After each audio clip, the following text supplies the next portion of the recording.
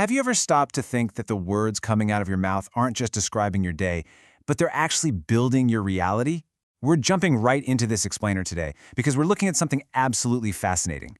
We're going to explore the framework of therapeutic writing from a deeply philosophical angle and unpack exactly how you can use it to literally rewire your mind. Okay, let's get right into this incredible premise from the text. Language is a tool to convey the path of awareness. Think about that for a second. Language isn't just some basic communication mechanism to, tell someone what you had for breakfast or complain about the traffic. It's the very architecture of our mind. It's a highly precise tool designed to map out exactly where our internal awareness has traveled. The author sets up this really foundational stage here. The universe and literally everything created within it is out there for us to use. But how we actually interact with it, well, that depends entirely on us. Because we all have completely unique past experiences, we process our reality differently. We might engage with the universe's creations with profound wisdom, we might hoard them with unchecked greed, or we might filter them through our own highly subjective, biased lenses. Think about this like a giant pipeline running straight through your subconscious. Events are happening to us 24/7, right? Well, step one, these events don't just pass by. They leave a distinct mark, assigning a very specific value inside of us. Then, step two, those embedded marks cluster together to actually form our core awareness. And finally, step three, that internal awareness eventually bubbles up and expresses itself as the exact language we use every single day. So the crucial takeaway here is that we don't just have one single awareness, we have layers and layers of them, built up over a lifetime of events. And the source makes a really critical distinction. These deep layers of awareness are basically going to do one of two things. They'll either align in perfect harmony, making you feel at peace, or they'll actively fight each other, creating that clashing, anxious internal friction that, let's be honest, we all know a little too well. Let's take these massive macro concepts of harmonious and clashing awareness and actually ground them. Let's apply this to just one single, everyday, highly relatable word. The word we're looking at is life. Look at how much weight that one word carries. It has incredibly specific, distinct energies inside our minds. To one person, the word life fundamentally means a struggle or a problem. But to somebody else, it inherently means a gift, a journey, or joy. The word itself is exactly the same, but the internal programming, the awareness driving it, is just worlds apart. This is such a brilliant way to see the sheer contrast of our internal definitions.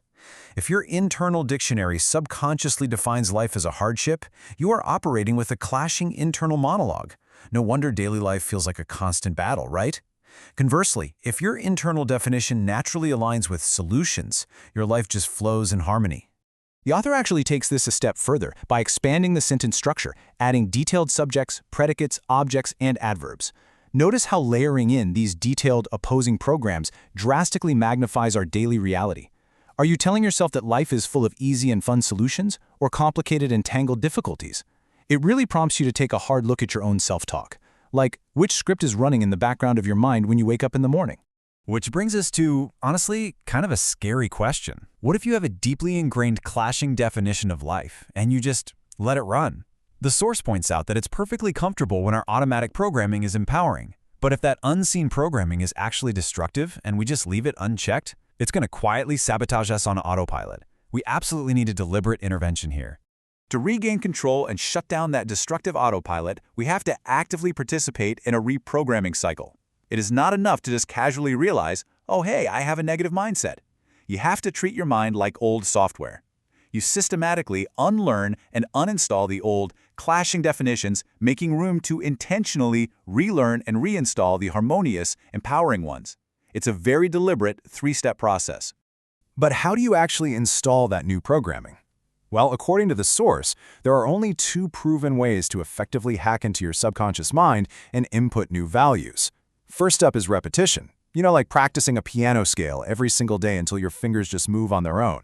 And the second is high impact, doing something just once, like touching a hot stove, making it so deeply emotional that it leaves a permanent mark. And boom, here is the absolute breakthrough. The ultimate vehicle to pull off this reprogramming is therapeutic writing. Why? Because the act of therapeutic journaling literally combines both of those subconscious access methods into one single practice. The physical, daily act of writing gives you the repetition, while the deep emotional engagement with your own awareness creates that high-impact memory. It's the perfect two-for-one tool to overwrite your internal programming. Just to show you how powerful this is, the author, Afif, shares his own empowering affirmation from the text.